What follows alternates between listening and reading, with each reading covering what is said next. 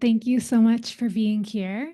We are going to get started now, but we want this to be a pretty friendly and warm space, so feel free to head into the other room and grab snacks whenever you'd like. My name is Mitra. I'm an archivist at the Muslims in Canada Archives.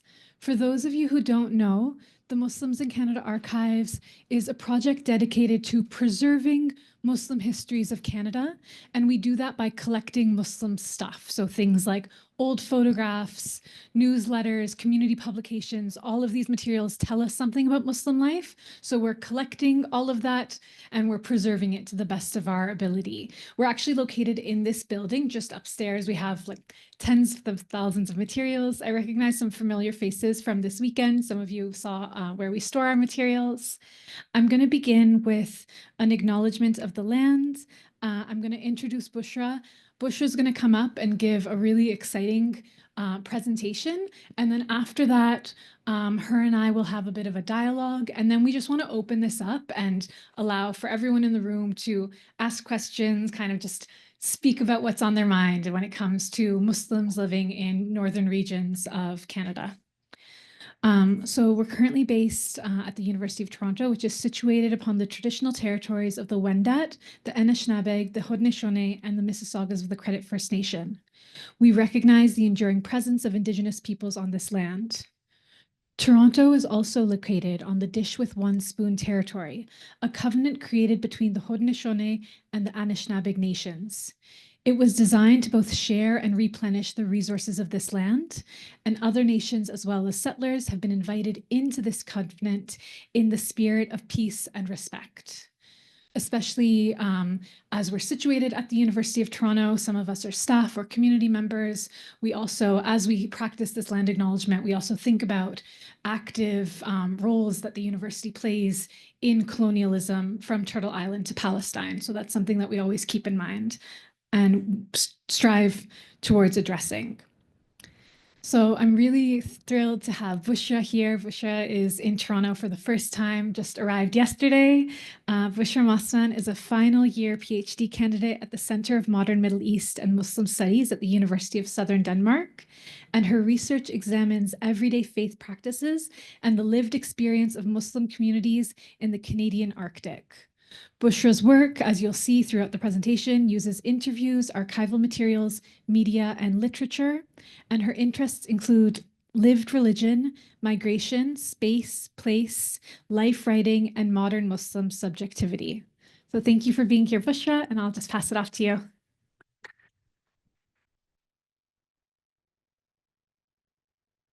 Hey, can everybody hear me? So thank you so much to Mitra for the generous introduction. And I'm actually really humbled to see so many faces, friendly looking faces up here today. So really a warm welcome. Assalamu alaikum to all of you. And thank you so much. I will join in on the land acknowledgement. And I also want to say thank you to the Muslims in Canada Archives for making this possible tonight. It's actually for me a really exciting opportunity to, as I've just shared with one person here in the room already, to translate what I usually do as academic work into a bit more of a societal relevance, a context where, yeah, that's just like where we can talk about how does this actually relate to you and me and everybody in this room. So that actually also links me to my next point, which is I want to talk a little bit about the project framework and the funding, because obviously that is what I'm grateful for, to be able to conduct this research at all. At the same time, it comes with, since I'm like moving in this Danish academic context, and then here in Canada in a different context that comes with different paradigms, that comes with different frameworks of methodology, of knowledge production, it is sometimes a bit difficult to navigate all these different layers. And then on top of that, obviously, expectations of your supervisor and of academic frameworks in general. So as I'm trying to navigate these, I'm also hoping that I can give the utmost attention and space to the voices of the folks that I actually work with. It might not be so apparent tonight because I really want to give you an overview about the whole project and what it is. I have included some quotes, but I wish they would be more. I wish we had more time, but then we would probably sit here until tomorrow. So for now, I just want to say the project is funded by the Independent Danish Research Council. That's a Danish funding institution that's largely due to the fact that it was initially thought of as a project with sorts of possibilities of international comparison. So I have a colleague who has been doing field visits in Norway, in Arctic Norway, mostly Tromsø. There is some research being done on the context in Russia, in Sweden, and these different contexts are really interesting to look at, as we will learn later, because obviously national, political, and social contexts are really, really important and cause a much more like nuanced experience than to just talk about Arctic Muslims. And so the title of my talk is mostly due to the like larger project framework of the research. So thank you, Mitra, for just saying a couple of words about myself. I actually want to share with you on a more personal note as well, a little bit who I am. I was born and raised in Germany in a very small Black Forest, small town community with not many inhabitants, with not much exposure to anything else than just like dominant white culture. And even though I am from that dominant white culture, having an Arabic name and having migrated from the north to the south of Germany already made me kind of like, let's say, a migrant, a newcomer, some sort of outcast, some sort of experience of othering that I guess, kind of like shaped my ideas of becoming an ally, of wanting to find out more about the history of my name, the language behind it, the religion that that is very often associated with it, especially if you want to study Arabic at a German university.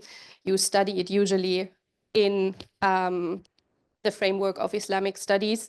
And so I feel like all these experiences together have significantly shaped my interest and my approach to what I'm doing here. And so what I present is work in progress, obviously, but the data collection is done.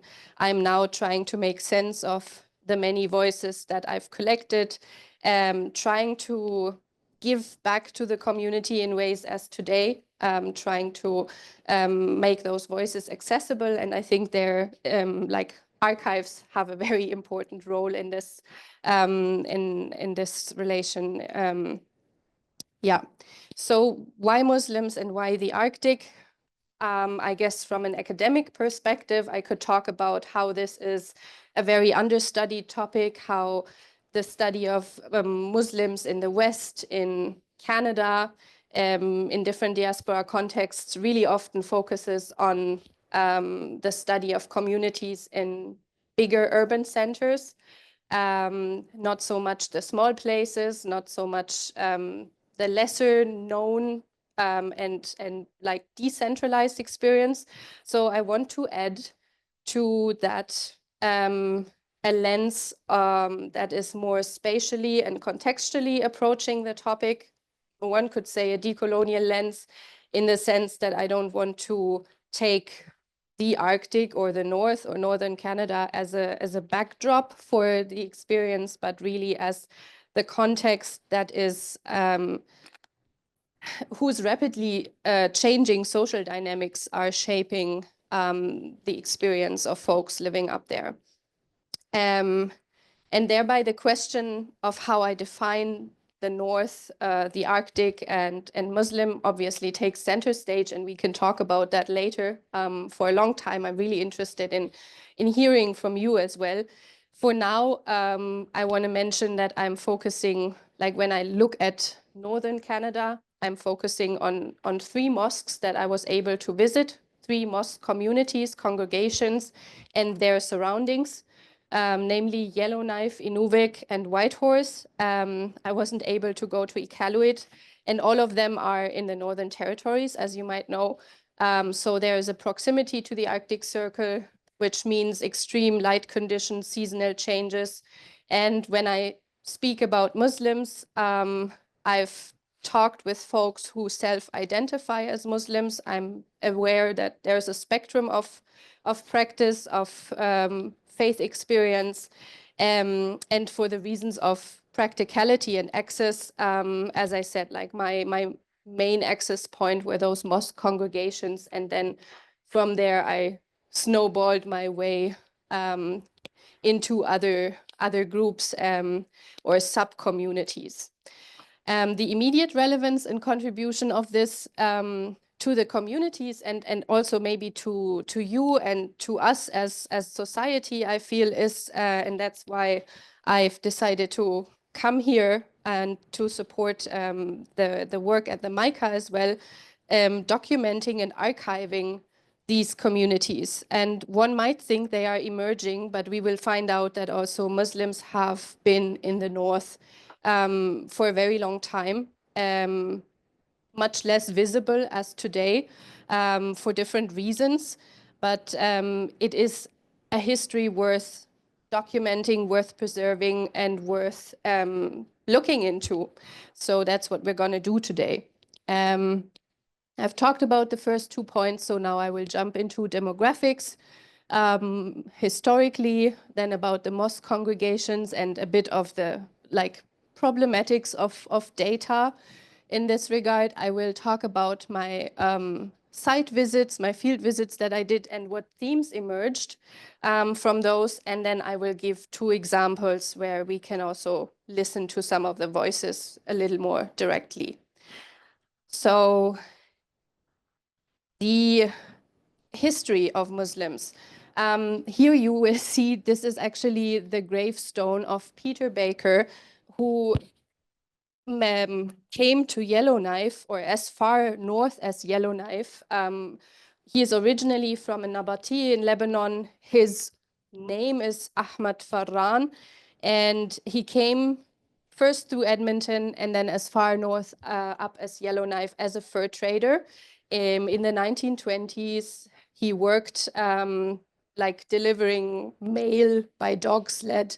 He's written his memoirs on this experience. And what I find really interesting about him is he also became one of the first of 8 elected members of the Legislative Council, which is like the pre-version of the Legislative Assembly of the Northwest Territories.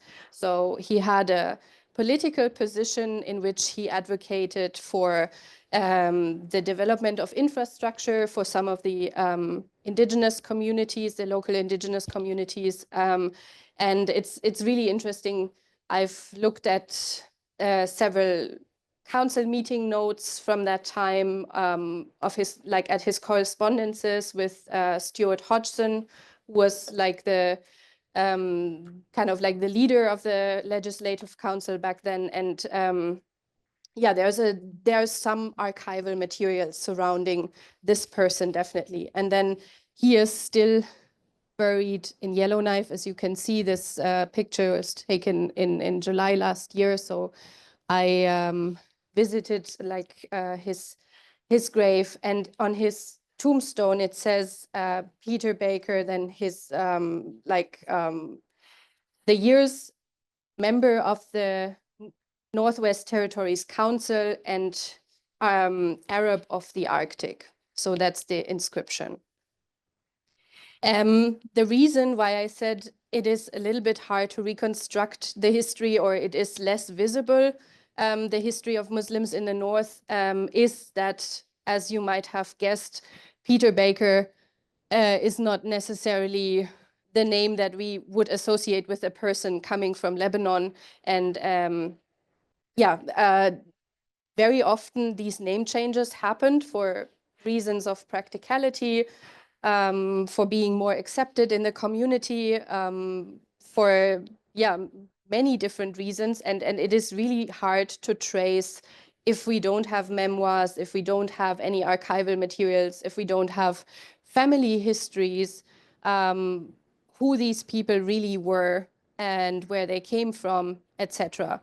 I've also found that the documentation of a community that is still small, and especially in places that are very transient, where so-called survival comes first, where people are working several jobs, where there is a lack of resources and accessibility to resources, it is less of a priority to archive or to say, okay, we have to collect and centralize these materials and make them accessible.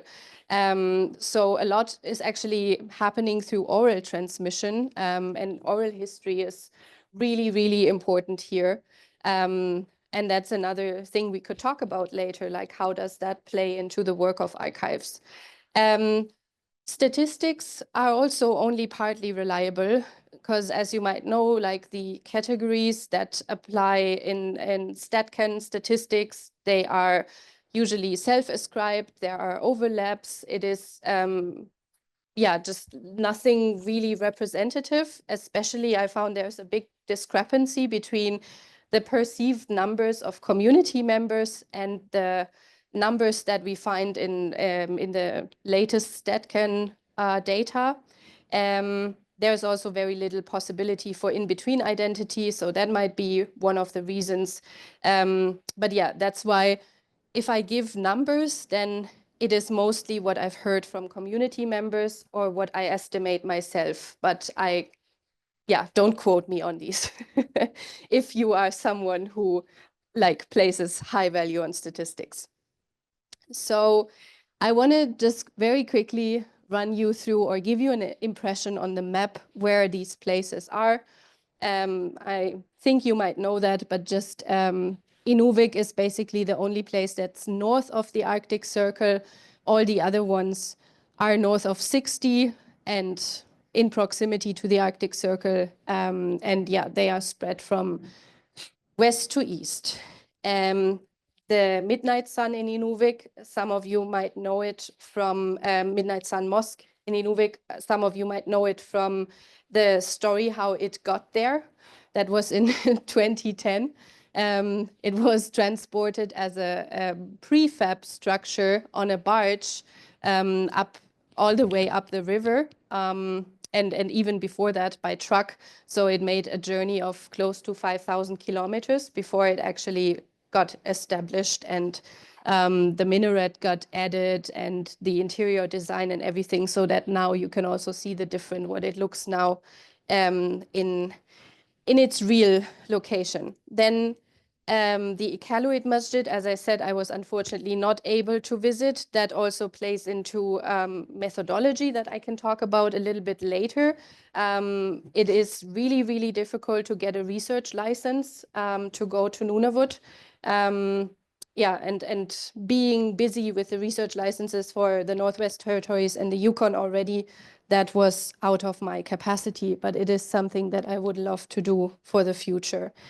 Then the Iqaluit Masjid was actually established in 2016. So Inuvik is mostly like the oldest. And if I'm talking about that, that doesn't mean they didn't have at least like a musalla or some sort of structure or community before that time. It just means that with this, the community became more visible and got a more purpose-built structure. And then we have the masjid in Whitehorse, which is actually a converted warehouse. And there are plans to add a second floor soon because the community is also growing really fast. That one was only opened in 2018. And then we have the newest project that's still work in progress, but should hopefully, inshallah, open this year. It is the Islamic Center of Yellowknife that is supported financially and logistically by ISNA Canada.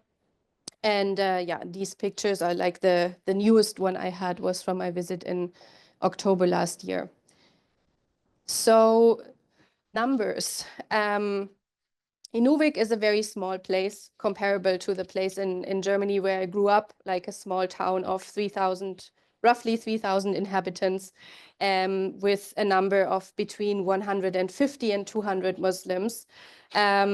Whitehorse, in contrast, is much bigger, 27,000 people. That's what the statistics say for the total number of the population. I've heard from several folks there that they think the number is much higher by now. And these statistics are already 2 or 3 years old. The number of Muslims in Whitehorse reaches around 200 to 250. So I've always kind of like taken the smaller estimates here. And in Yellowknife, it numbers the biggest, with around 700 community members. In total, I did 90 interviews, mostly obviously in these 3 places. I also included some other locations as a way of comparison. We can talk about that later if you want. And you can also just quickly have a look of how many women, how many men, and then the non-Muslims are mostly community leaders, such as people who work with newcomers, or there was a leader of a Christian faith congregation, the mayor, so social representatives within the community. Some actually also First Nations and indigenous activists. Who are Muslims in Northern Canada? The majority, I would say, mostly is first generation. Many are moving for work opportunities, are moving very directly. There are programs that support that even. Recruiting is done in, for instance, Northern African Maghreb countries, and then people just move directly from there to Yellowknife to work in hospitality, to work in the service industry, but also to work in government positions. Many self-employed business owners, mostly cab companies and restaurants, food businesses, but also some smaller others. Then the economic and social aspects of attraction to the north are very high.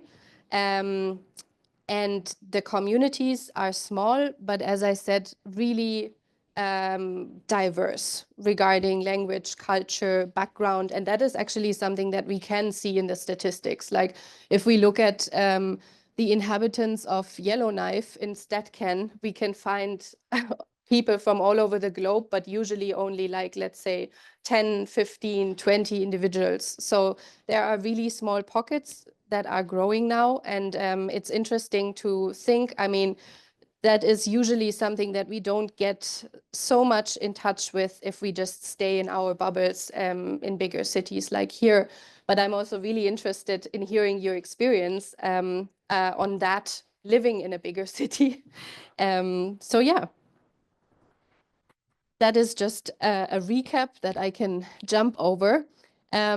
I want to talk about what I basically did because, so just to give you an idea, I don't want to only present results. The preparations that I talked about before, research licenses, is a very important step. It is part of the Truth and Reconciliation, and it is something that involves approaching local Indigenous and First Nations communities before you actually visit, informing them on the planned research, and just making sure they know that you're coming, they're okay with you coming, and you're not just like going there being uninvited. Another thing that I really had to do, because I had 0 contacts into the north, and I had never traveled there before. So I had some really valuable key contacts from different places in Canada, mostly from Edmonton, as many families are actually spending their time in between Edmonton and the north, or in between Calgary and the north.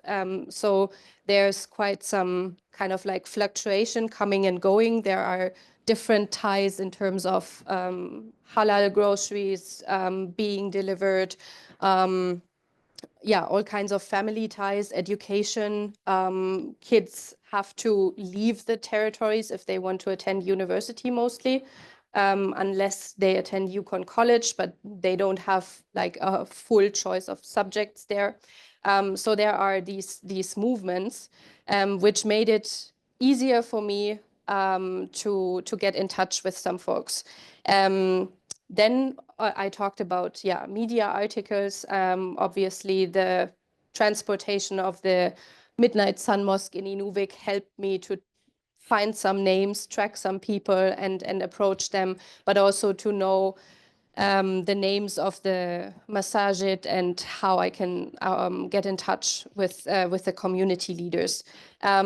The archives that I visited were mostly the provincial archives of Alberta, the City of Edmonton archives, the Yukon archives, and the Northwest Territories archives. And I mostly looked at what I told you before about Peter Baker, about the early Edmonton community and their links to the north.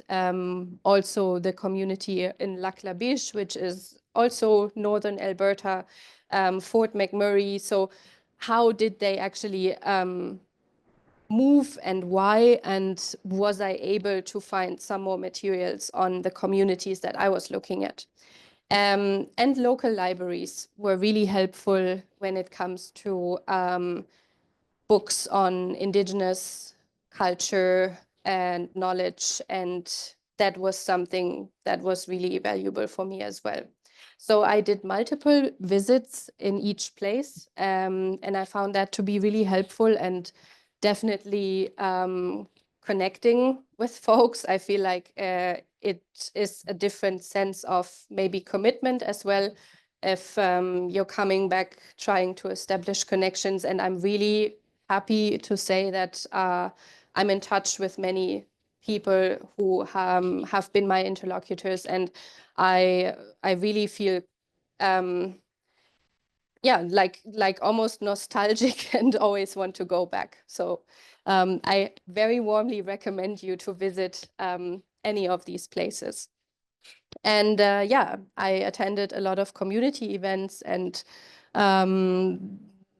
all sorts of kinds. Like there was the Sunrise Festival in Inuvik that usually happens after a couple of weeks of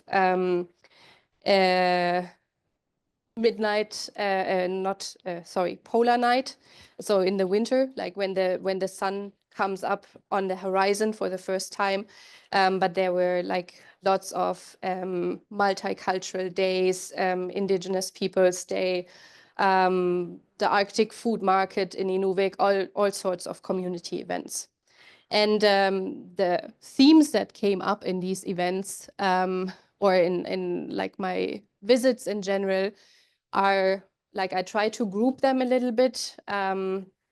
They are, when it comes to faith practice, mostly related to what I just said, like these extreme changes in light conditions. And we will look at actually one example later on. Then social experience, the diversity that I spoke to, how to navigate that diversity within a community, but also how to do that if there is an even more diverse community on the outside. Like if there are roughly 50% of the population are Indigenous or First Nation. So it's a very different context from what we might know from smaller communities here. And migration patterns that I think I spoke to a little bit before as well. And obviously there are a lot of other aspects to consider when it comes to linguistic, ethnic, gender, generational, economic, social, and cultural intersections in all these themes. So you see that I'm still having difficulties narrowing it down.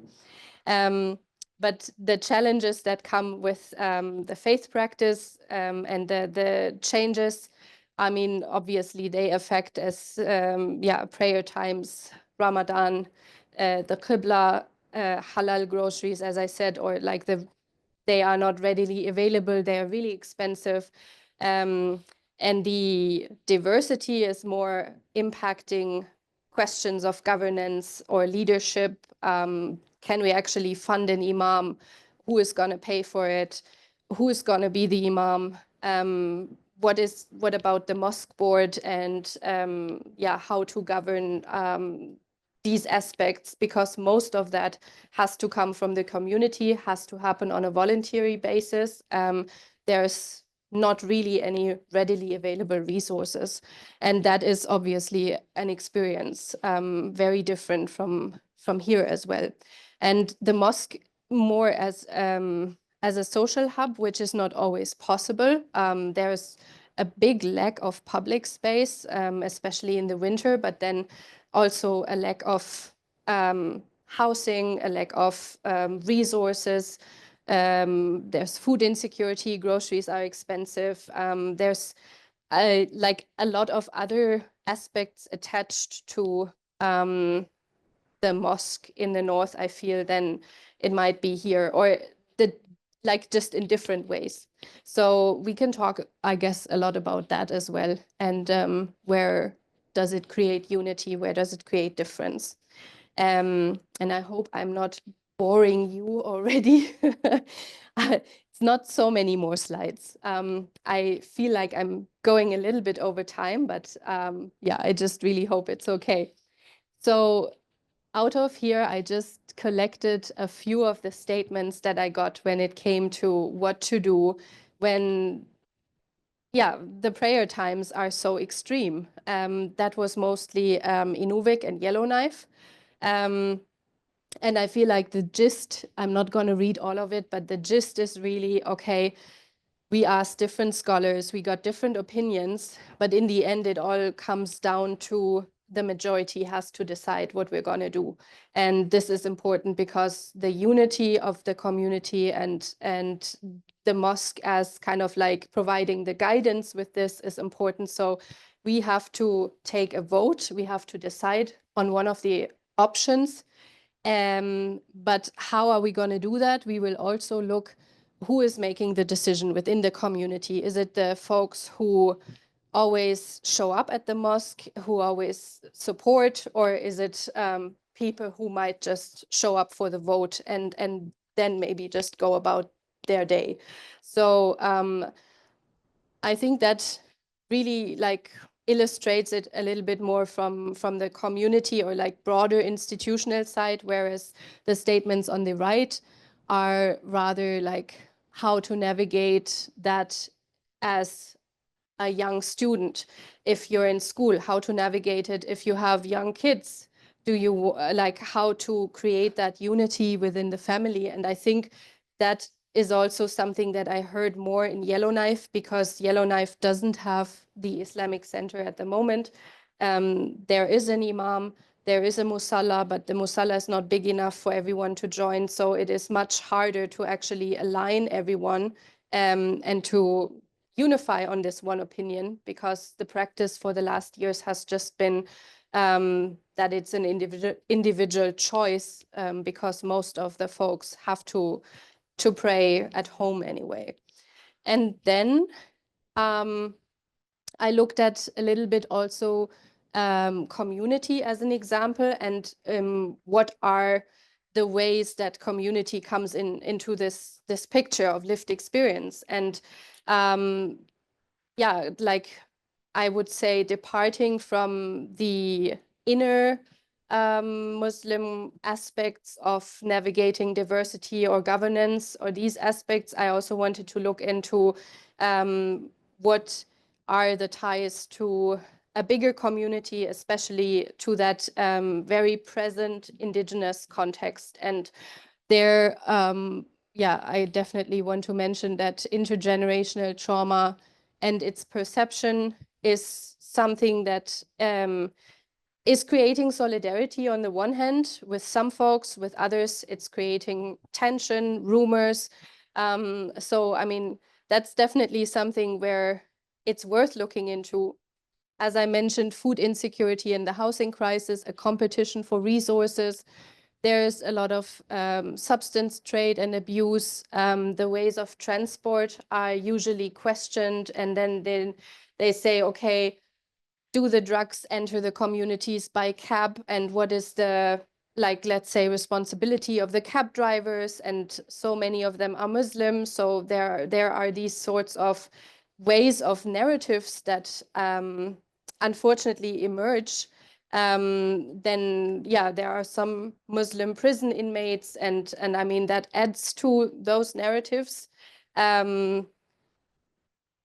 which can be a source for Islamophobia and racism. And then on the other hand, I heard so many folks say, in comparison to Toronto, in comparison to Vancouver, in comparison to London, Nairobi, all kinds of places that they mentioned where they said, I feel so much more safe here, and I feel that there's a relative absence of Islamophobia and racism. I can go on the street and feel safe. I can let my children roam around and feel safe. So I feel like, yeah, all of these points that I listed have definitely two faces to them. And two statements from Yellowknife that I found really illustrative of this here as well is, this is actually one of the non-Muslim interlocutors. She's an activist from the Dene First Nation in Yellowknife. And what she said was in the context of her like commitment to the Palestine protests that were organized in Yellowknife. But I felt like it was just really relevant to the whole context. And the gist of it is, I want them, like talking about Muslims, to feel safe here. I know that programs for newcomers don't include much information on Indigenous people, so there are stereotypes from the white community that are ingrained or that are kind of like adapted by newcomers necessarily just for lack of other resources. And the same happens on the other side with the generation that has been educated in residential school. So she says we really need to find a way to unlearn these stereotypes that we both have of each other and find a vocabulary to express that. And I think that is really mirrored in what one of my interlocutors from Yellowknife said, who said this, it is a shared experience, even if we have like more negative encounters. When people have a lot of trauma, they take it out, and I can understand that in a way. And who came like away from saying I was judgmental about it until I learned about the trauma and what it was about, and I understood that it's not a choice. So yeah, these voices, just to give you an impression of yeah, what I encountered.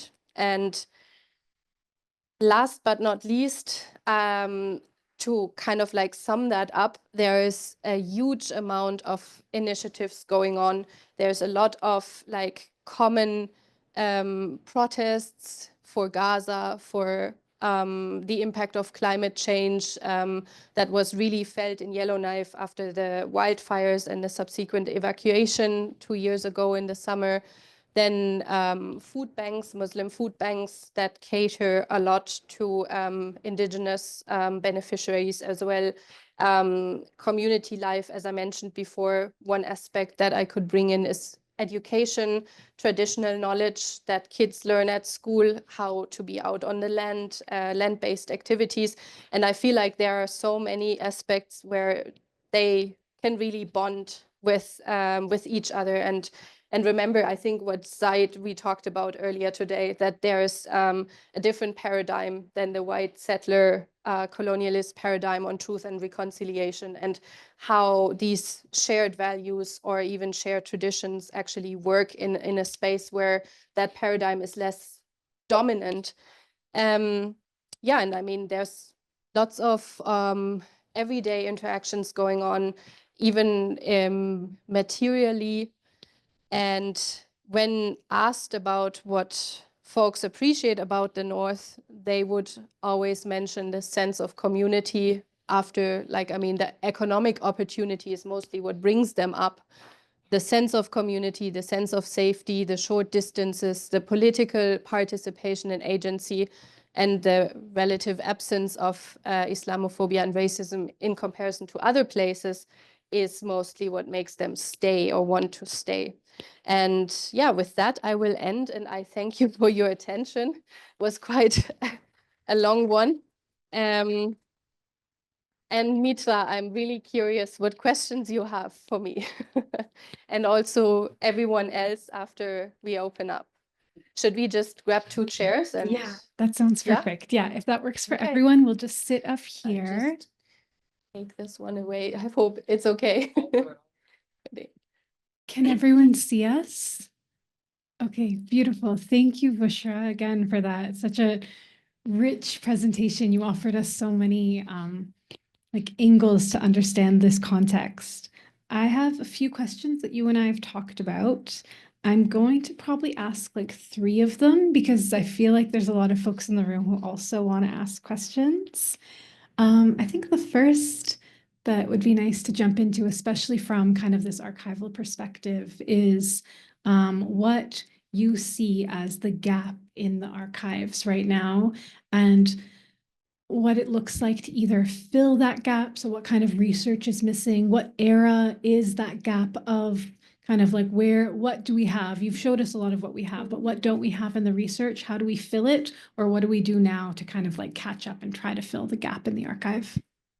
Yeah, no, that's a really important question. Thank you. And I feel like it is exactly what I've been struggling with. Like that gap goes from, yeah, basically the times of the early times of Peter Baker when he was working as a fur trader. And then, I mean, yeah, from then up until the early 80s when the first of the families who are still there today and who I was able to talk to before they arrived, there is not much. There is a mention here and there about, oh, I know about this or that person who was here before me and who eventually left or passed away. But it's really just like very small, like orally transmitted snippets.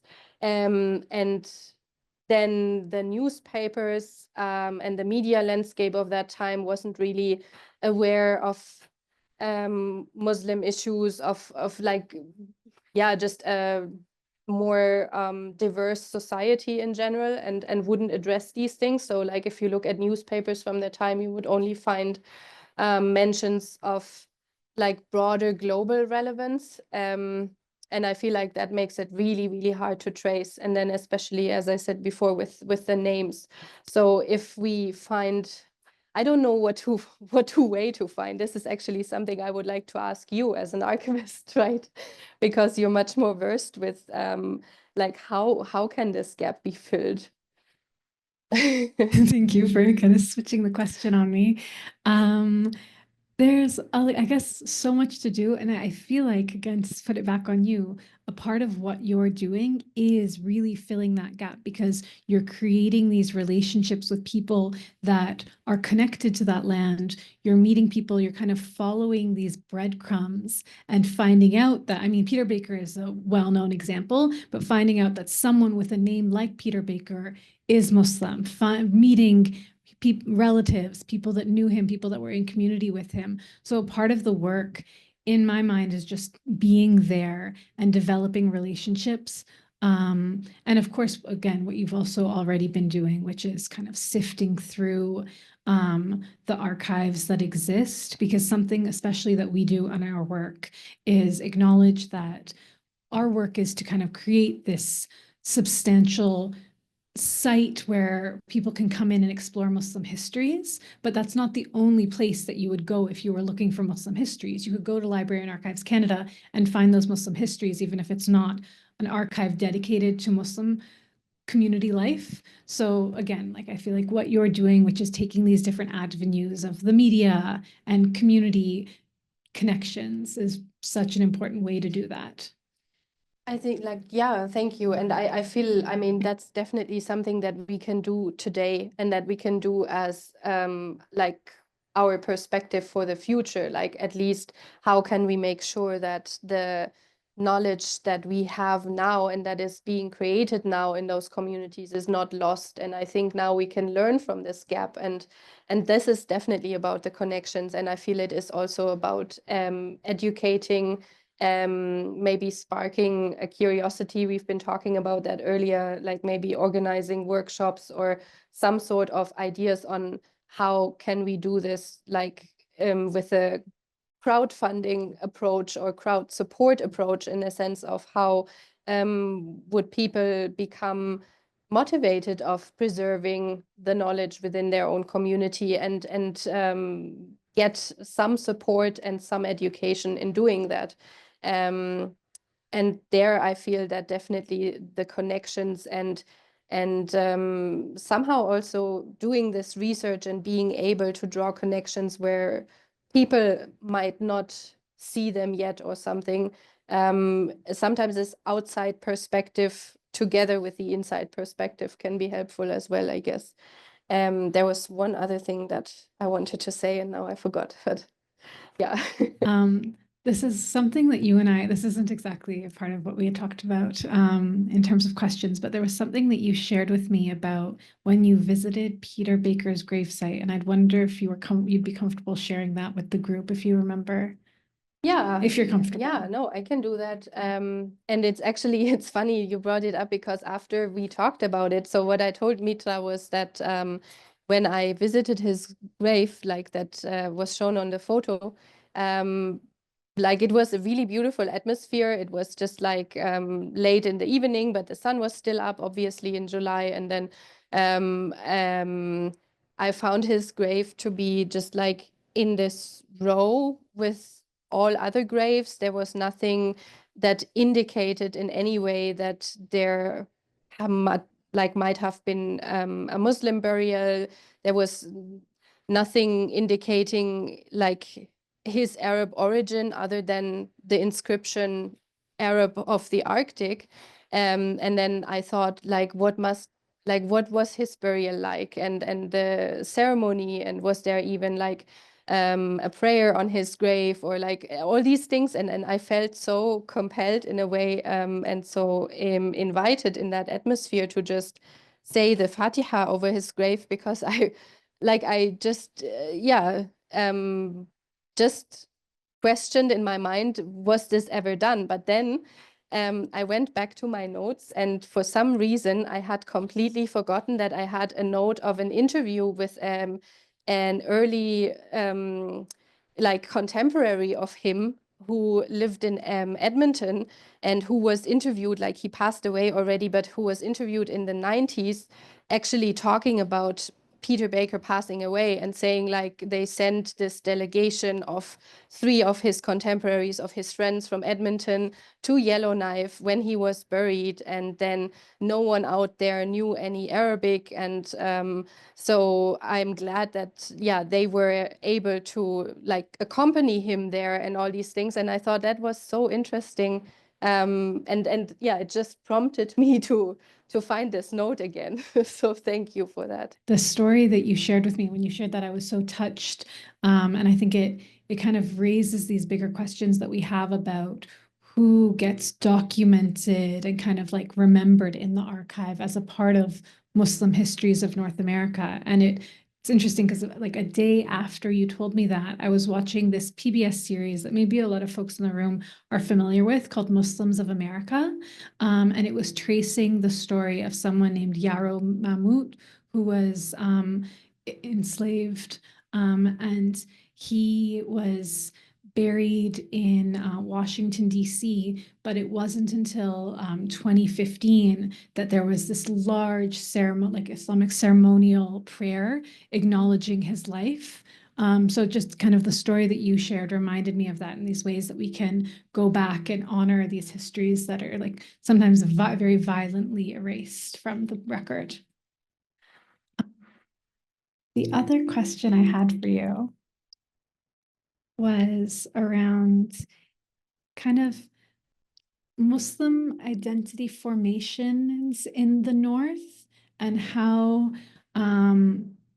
different ways that, and I think you pointed to this a lot in your presentation, but maybe just expanding on different ways that Muslim Indigenous solidarity shows up, what those kinds of relationships look like, especially through your research. Yeah, and that's actually something I just want to say has like I'm so happy that it's become a growing body of interest. Like since I've started the research, I think I've had like at least 4 or 5 other PhD students reach out and say, hey, I'm also doing something on either South Asian, Muslim, and Indigenous relations all over Canada, or something about Muslims in environmental activism and initiatives that are shared with Indigenous folks.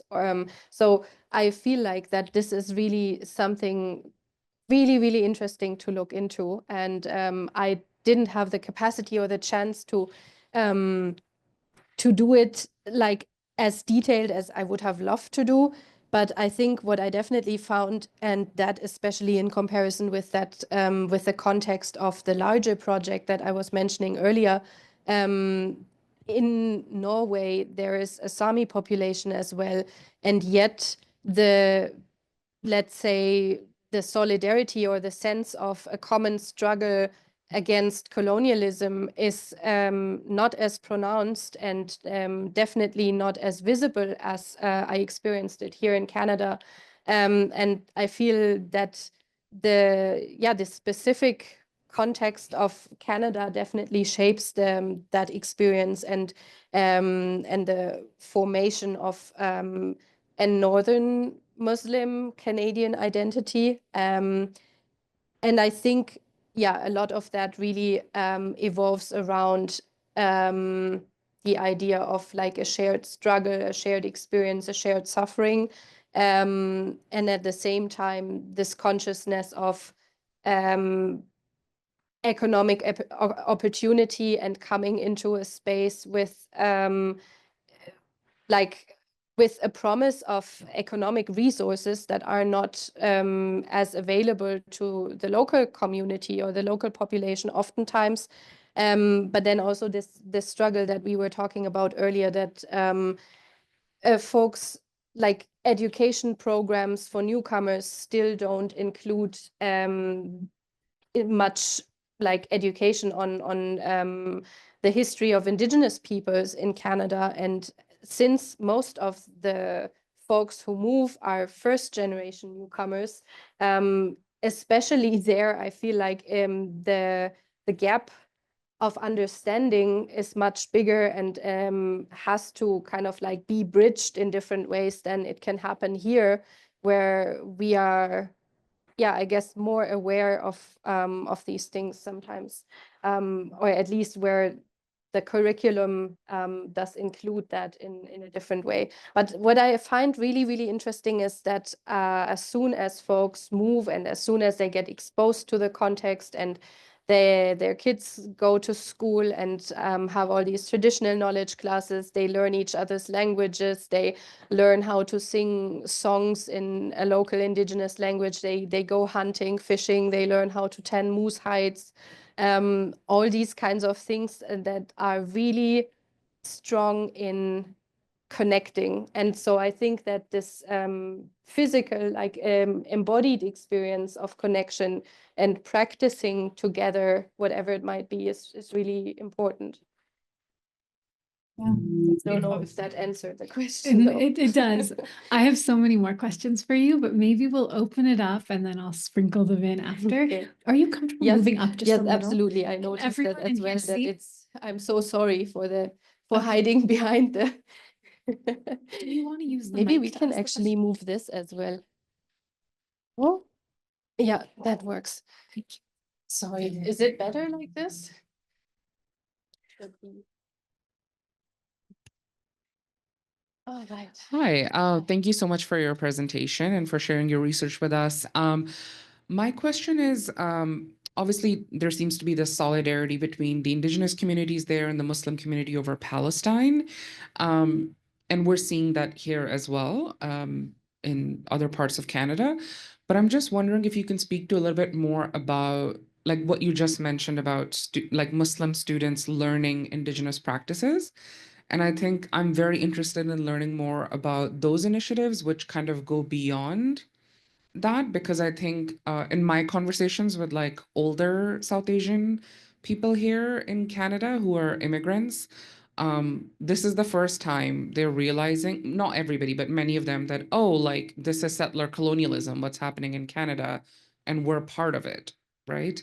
So I'm just wondering what type of cultural exchange or understanding is being done, like just beyond that as well, so it's sustainable in the long run. Yeah, no, that's a really, really important question. Thank you for that. And I feel, I mean, it's mostly, I guess, rather like, I don't want to say unconscious process, but definitely not institutionalized and not directed in a sense of, I mean, the curricula include traditional knowledge classes, and that means that teachers are encouraged to bring in local community members from the local Indigenous communities to pass on their traditional knowledge. So they might have a project where the whole class learns how to sew sealskin mitts, or how to like scrape a fish off the scales or something like that. And I feel that, as I said, like it's not something that is done specifically to counter settler colonialism. It is, I mean, it is part of the truth and reconciliation policies, but it is not specifically done, let's say, to connect newcomers and Indigenous folks. It's just like a regular part of the curriculum. If you attend a school in the territories, that's what it's like. And I mean, some like it and others don't. There's obviously also people who find that rather maybe not necessary or something, but like then I feel yeah, it's really taking place on a very individual level. And but I remember like the activist that I quoted on the screen told me that she also had someone in a moose hide tanning class, an 8-year-old Muslim boy who said, "I really want to become a moose hide tanner when I grow up."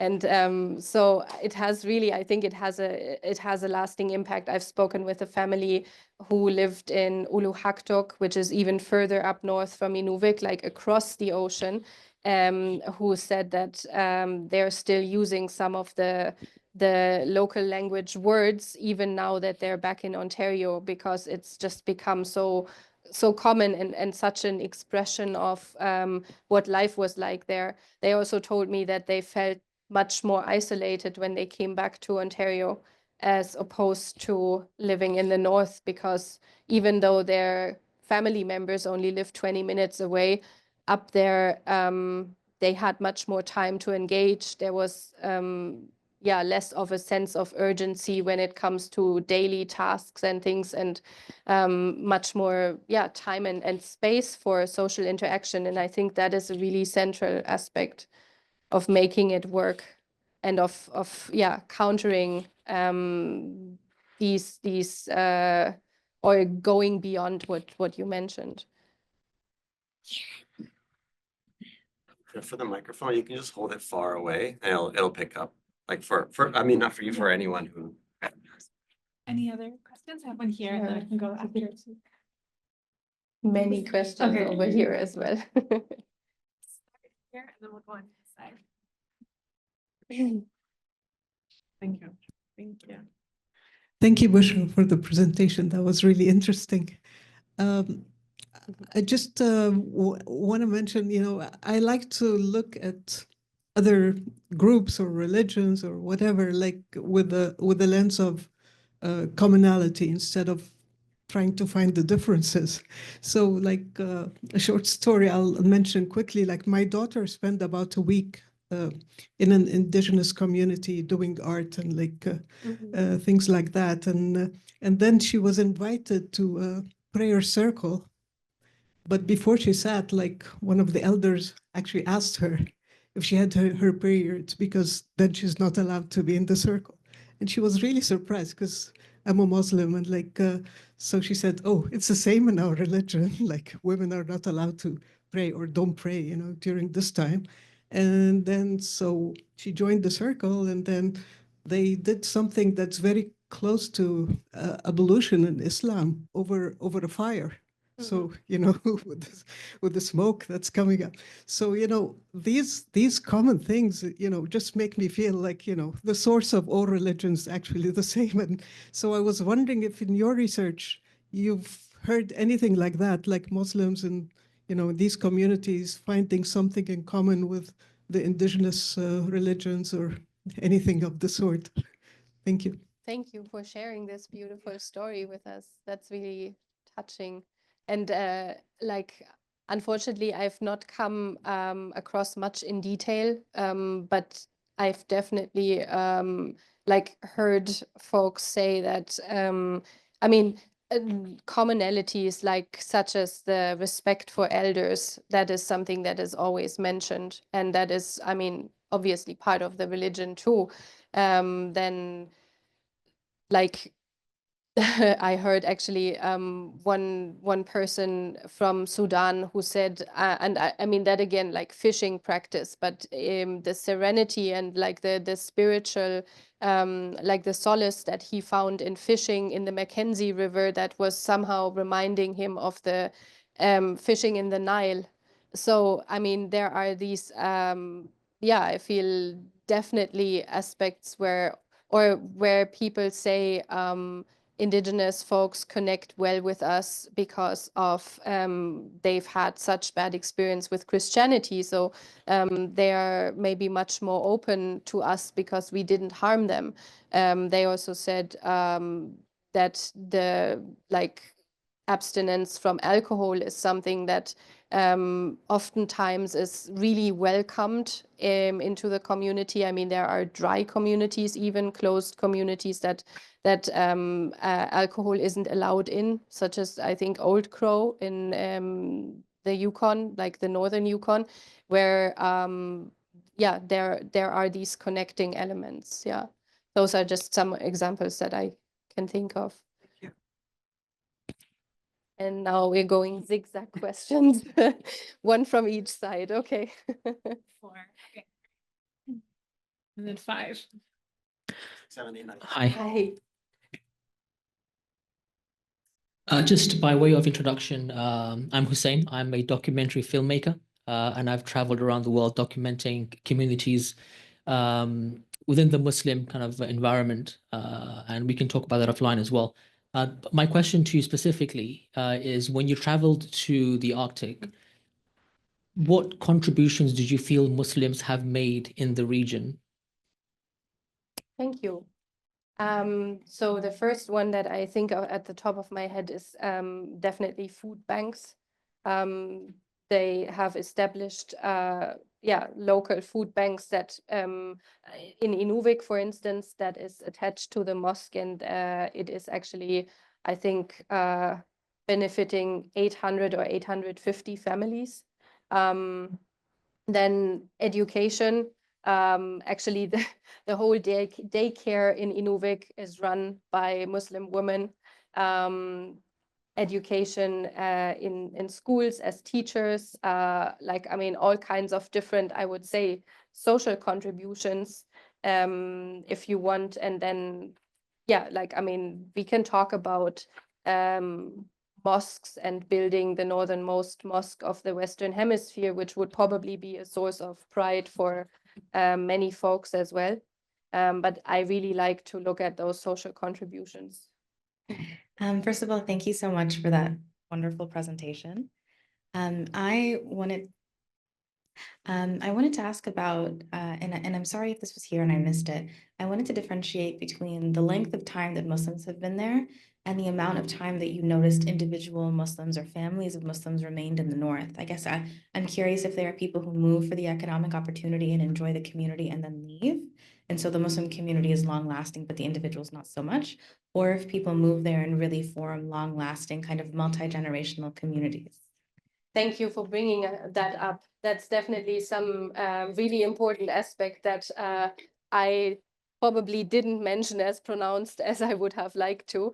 It is something that, oh yeah, now I remember it was the point when I said I forgot to add something to your question, Mitra. So the transience character of the communities, that is actually something really characteristic, especially for the North. And it means that, I mean, efforts of, yeah, to add to what we said before, like archiving, preserving, are maybe also not made because there is not really a sustainable and long-lasting way of doing that if people are moving away. And I can definitely say that a big part of my interlocutors has moved either in between northern communities or back to the south since the time that I've spoken with them for the first time, which has been like I started doing interviews in November 2023, so not even 2 years, and a very big number of interlocutors have moved.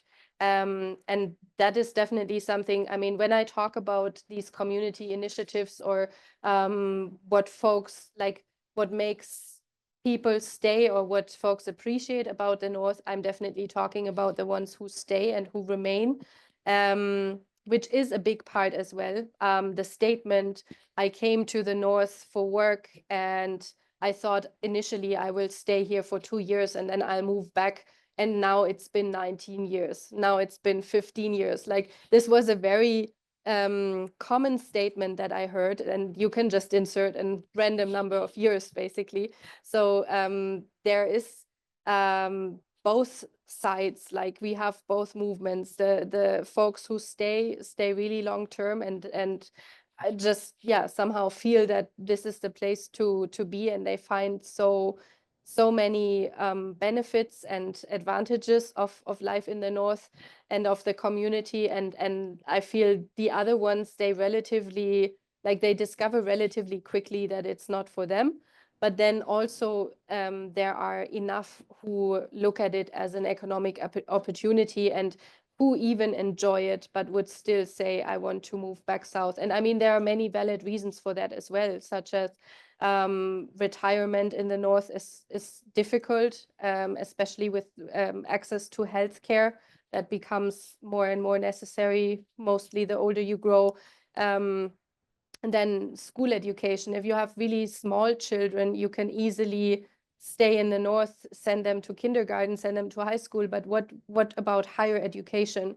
That is an issue. And I mean, it prompts some families to kind of like separate geographically, so that one parent will stay with the kids and the other parent will maintain their job, their business in the North. But then others who just say we don't want to do that. We don't want to do a model where we only see each other every 3 months. Yeah, they just decide to move. First of all, thanks so much for your presentation and sharing the research you are doing. My question relates to an earlier question about the commonalities. And let me share with you what I came across a few years ago. I was visiting this museum in Seattle, in the US, and I came across that letter from Chief Seattle, the one they named the city after him, and he is a chief of a tribe from there, mid-19th century, 1850, around that time. And this letter he wrote to the US president at the time, where this land was not part of the US yet. And it was an eye-opening for me that how commonalities from how they, the Aboriginal see the nature or deal with it compared to from a Muslim perspective. And how this was in contrast with how we think about using our natural resources back then. And it took us, our civilizations, or maybe the Western civilization, 150 years to realize that we are not using our natural resources in a sustainable way that is enough to keep it for future generations. So I wonder if you came across anything related to this, shedding some light on how the Aboriginals and the Islamic beliefs in how to deal with the nature and natural resources, if any? Yeah. Again, mostly on like an individual level of like individual experience, or where people say this is really something you get so distracted in the city by like ads, by traffic, by so many things, and then you're just up there in nature and you realize you feel so much closer to God, or the idea that some quoted Quran verses to me when like talking about like just looking at the scenery and the landscape in the Yukon, the mountains, the forests, and I mean obviously with that a sense of how necessary it is to preserve that. I didn't come across a lot of initiatives, but I know that there is some researchers who are looking specifically into that. That's what I mentioned before, and I would love actually if we could kind of like bring them together for a roundtable or something. I know of Hina Hussein. She is doing something related to these like protection of the environment and activism for environmental protection. Then there are, I think, some smaller initiatives in BC that are like, I think Dr. Zahira Jinnah, who's at Inuvik, who I got to meet last week, she also mentioned about a project between Palestinian women and indigenous women somewhere in BC that was about like plant knowledge and how to use plants for different healing purposes. And I mean, another commonality that I'm just thinking of now in response to your question before as well is there's also some research done. A scholar who I spoke with, who was also an interlocutor of mine, who looks at legal aspects, like how does indigenous law and Islamic law actually correspond, and she found many commonalities in that, but I cannot really speak to it much in detail. Thank you. Asking questions without the mic? Okay, thank you.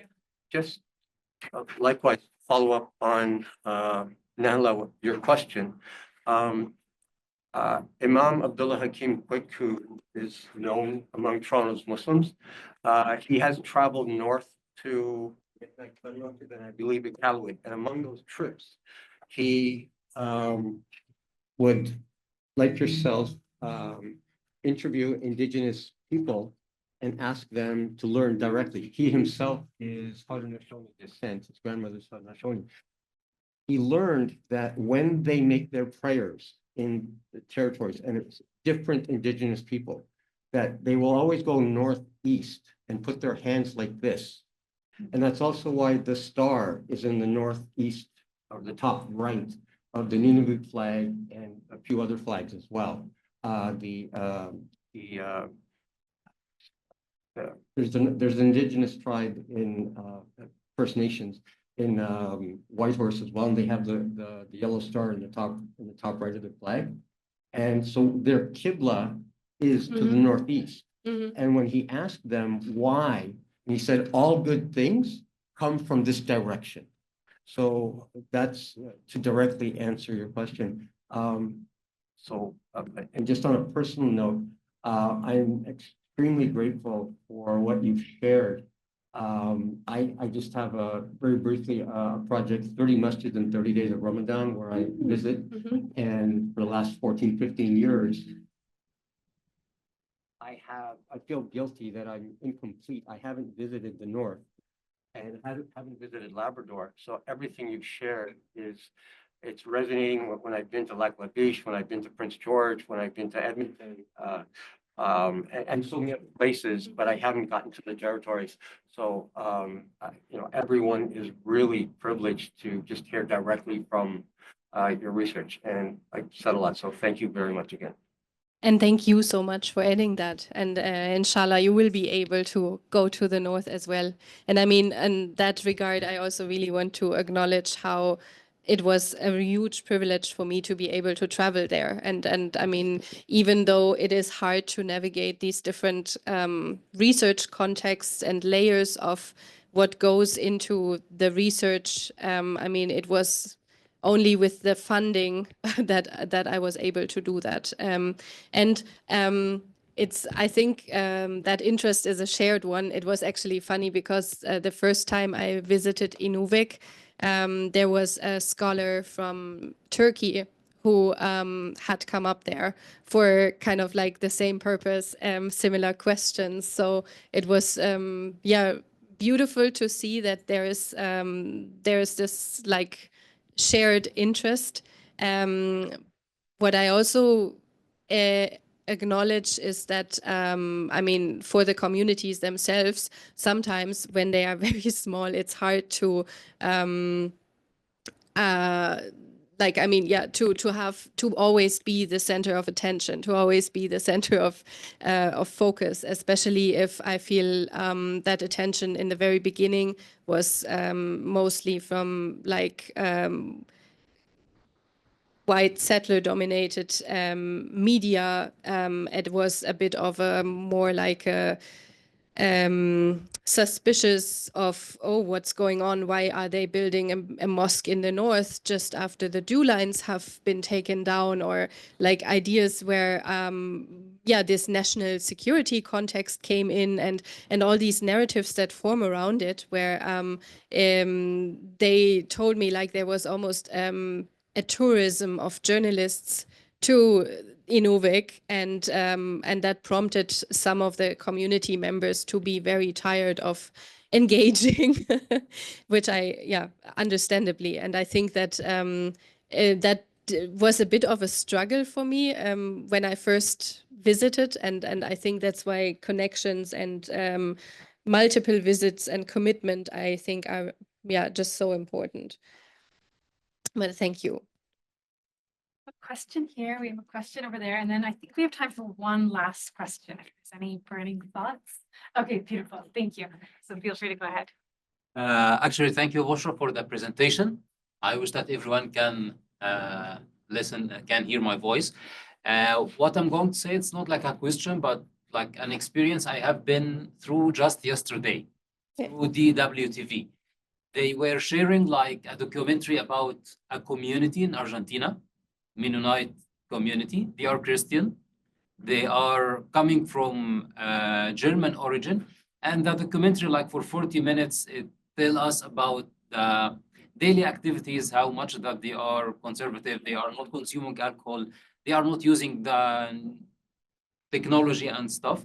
So what came to my mind through our discussion tonight, like why not we do not expose what you experienced in the north into the media, to make the archiving part not only through like a center or pictures or whatever, but to go above and beyond, like to go to one of the networking channels, something like DWTV, to share what the Muslim community in North look like. I mean, there are some smaller documentaries that have been done here and there. And I mean, I've also encountered some like media interest. I think the battery might be gone now. So I will just try to talk, and hopefully you can hear me. Yeah, I've been approached by journalists in Whitehorse and in St. John's in Newfoundland as well, and done like a radio interview and like another interview. So I mean, if I'm approached by media persons, depending on who they are and what their agency is like, or their agenda, I definitely engage and try to make this more known. And I mean, this here is another context. But what I also feel is I want to safeguard the communities themselves and their, as I said, like their fear of being misrepresented. because I feel with media that happens so often. Yeah, I only do it in instances where I think there is enough trust and it is a context that that makes it possible. But yeah, I think especially visual materials would be wonderful because yeah, that's and I mean that's just one resource that I want to mention actually. Sorry, completely forgot before. Is there is a film called Arctic Mosque by Saira and Niloufar Rahman.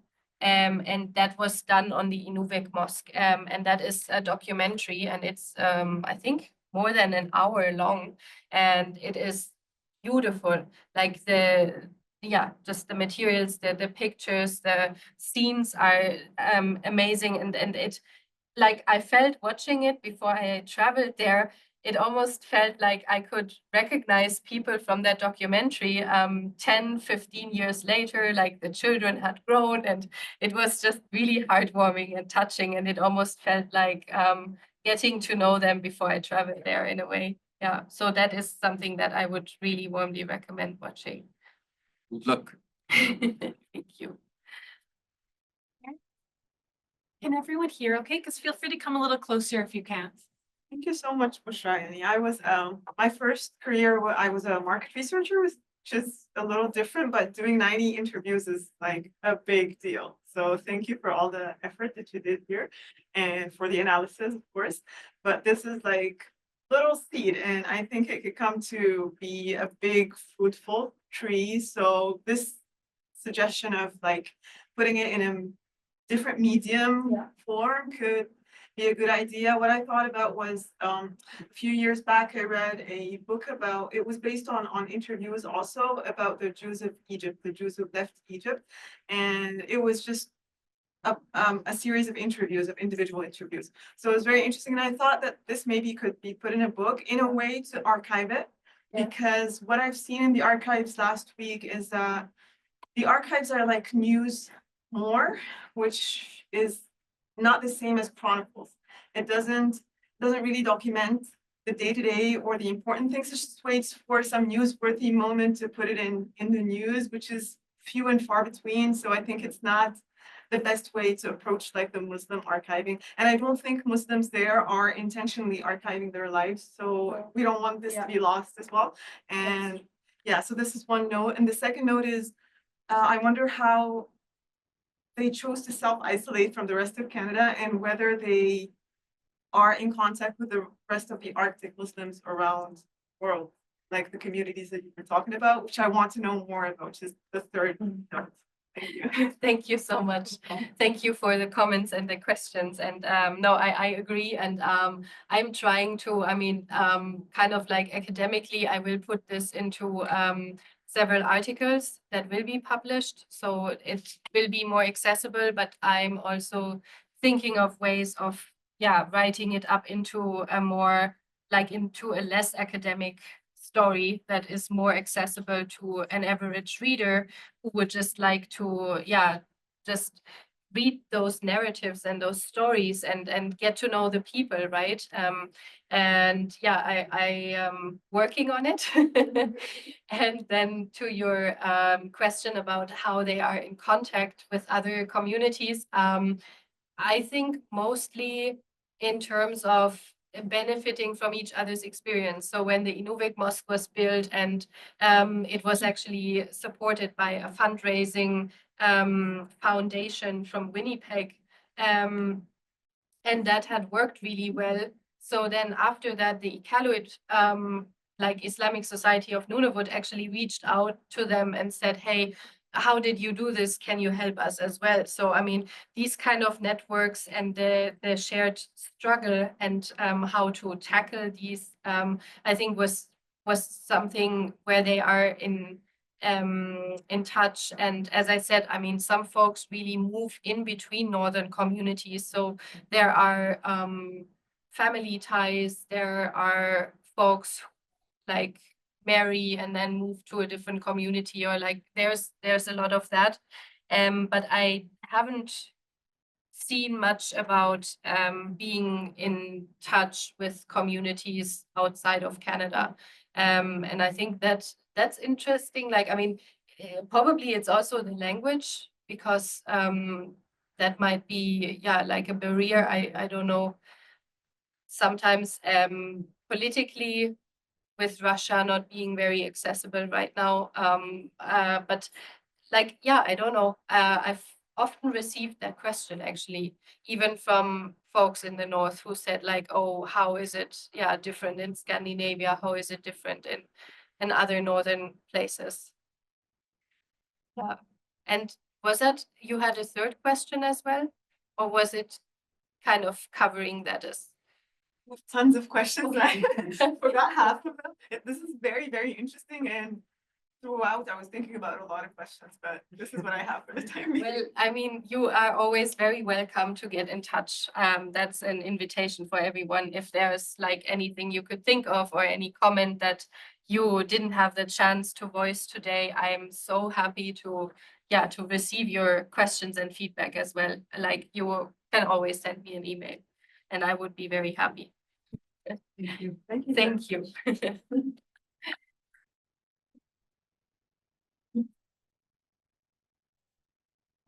One last question right here. Thanks. I'm surprised nobody asked you this, and I know you kind of touched on it before, saying that like your interest or your motivation was partly from your background, like having grown up in a really small town and then moving to a bigger city in Germany and then carrying an Arabic name. So you sometimes felt like the other, but you didn't go so far as to, unless I missed it, tell us, how did you get your Arabic name? I'm like really curious. Oh yeah, that's true. I didn't tell you that. And I don't know if that's something you want to share, but. No, yeah. absolutely. That Wait, the same question. Question, yeah. okay. That was like it's really shaped a lot of Yeah, who you are. yeah, So yeah. That that's is interesting, especially in the context of the research that you now do. Yeah. And I think it's actually also something that has worked as a bit of a door opener in a sense as well. If you're like, I mean, obviously from like this white background and not native in Arabic or things like that, it is always good to have, yeah, like, I mean, these commonalities that we were talking about, but also a story that, yeah, a question that many people actually asked me right in the beginning. And yeah, it's my mom worked with newcomers in Germany and got to know a little girl called Bushra from Morocco, and she really loved her because she was like so like clever and just courageous, and like she appreciated the qualities in her a lot, and decided that that would make a good name for her own daughter. And yeah, and then I mean, she wasn't familiar with Arabic at the time either, but she inquired friends like native Arabic speakers about the meaning of the name, and yeah, that's how that came about. Been a pleasure being here. It's been a pleasure being with all of you. I'm really happy to have so many smiling faces in front of me. And yeah, thank you so much really for providing the whole frame. It's really wonderful.